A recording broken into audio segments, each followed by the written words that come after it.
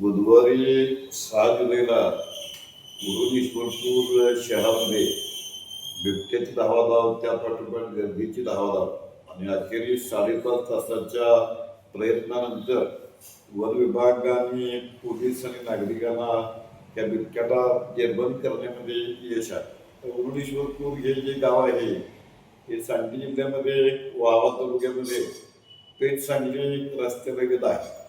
या शहराच्या उरण परिसरामध्ये प्रसिद्ध अशा प्रकारचं संभोप्पा गोवापन समाधी स्थळ आहे. याच परिसरामध्ये महादेव मंदिर आहे. तेव्हा सोमवारी सकाळी या परिसरामध्ये घरांची दाटीवाटी आहे. रस्ते तसे तुलनेनं अरुंद आहेत आणि काही ठिकाणी झाडाझुडपांची दडण आहे. त्यामुळे त्याचं झालं असं, काल सकाळी 9च्या दरम्यान संभप्पा समाधी परिसरामध्ये पहिल्यांदा बिबट्या दिसला. त्यानंतर एक 10-15 मिनिटांनी महादेव मंदिराच्या जवळच्या परिसरामध्ये माजी नगराध्यक्ष विजय पाटील यांच्या घरात हा बिबट्या दिसला.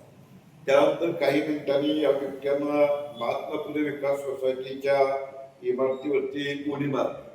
दरम्यान ही बातमी जशी गावात पसरली तसं पहिल्यांदा नागरिकांची गर्दी, त्यानंतर नेत्यांची गर्दी, त्यानंतर पोलीस आणि सगळ्यात शेवटी वन पथक हे संवादाच्या दरम्यान या ठिकाणी दाखल झाले. या झुडपातून ज्यावेळेला बिबट्या काही वेळा इमारतीच्या आश्रय द्यायचा तर काही वेळेला झुडपामध्ये पळायचा. या दरम्यानच्या काळामध्ये 12:30च्या दरम्यान वन विभागाच्या 2 जवानांनी झेप टाकून बिबट्याला पकडण्याचा प्रयत्न केला, पण बिबट्या सटकला आणि ह्या 2 जवान किरकोळ जखमी झाले.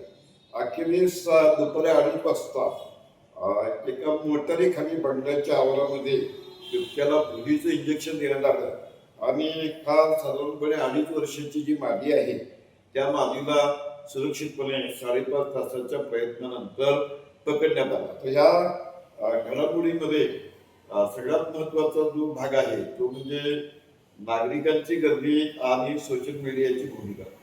हा बिबट्या आला हे समजल्या सोशल मीडियाचं प्रेम आपल्याला माहितीच आहे. म्हणजे ही गर्दीनं असं म्हणतो की एका आजीबाईंना न्याय पाहिजे यम आला, तर आजीबाई यमाला असं म्हटल्या की तू थोडा वेळ थांब.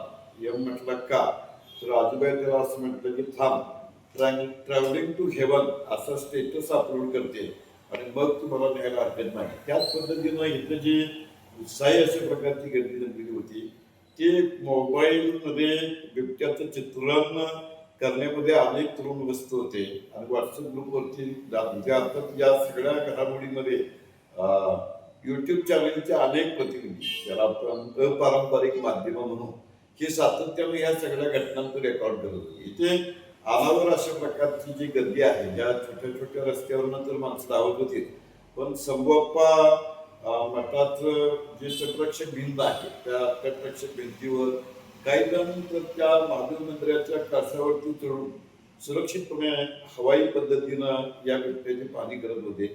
या गर्दीचे नागरिक एकमेकांना सूचना देत होते, अरे घाबरू नको, छोटंच आहे, फारशी काळजी करायचं कारण नाही, काही मावशी तुम्ही घाबरू नका, आम्ही आहोत ना, असं एकमेकाला धीर देत ही गर्दी या हजारो डोळे या बिबट्याचा शोध घेत होते. त्याच पद्धतीनं ड्रोन म्हणजे बिबट्याचा शोध सुरू होता आणि या दरम्यानच्या काळात भये परिसरामध्ये देखील बिबट्या असल्याचे व्हिडिओ व्हायरल झाले.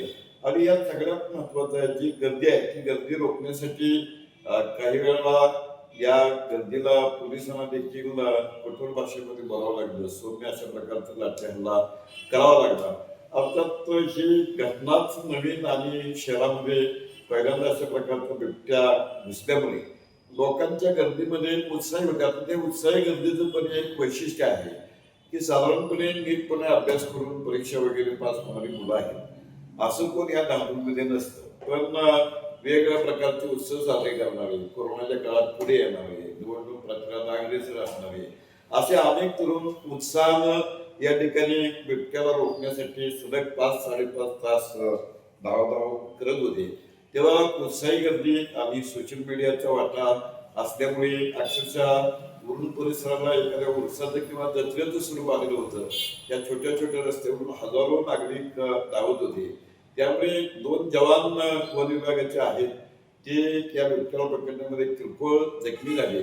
आणि काही हानी झाली नाही. वास्तविक वन अधिकाऱ्यांचं म्हणणं आहे की हा बिबट्या भक्ष्याच्या शोधामध्ये इथं आला असावा, तर या मादी बिबट्याला भक्ष्य मिळायचं राहिलं बाजूला. 5-5.5 तास जनतेचा हा जो सामूहिक पाठलाग आहे तो या बिबट्याला सहन करावा लागला.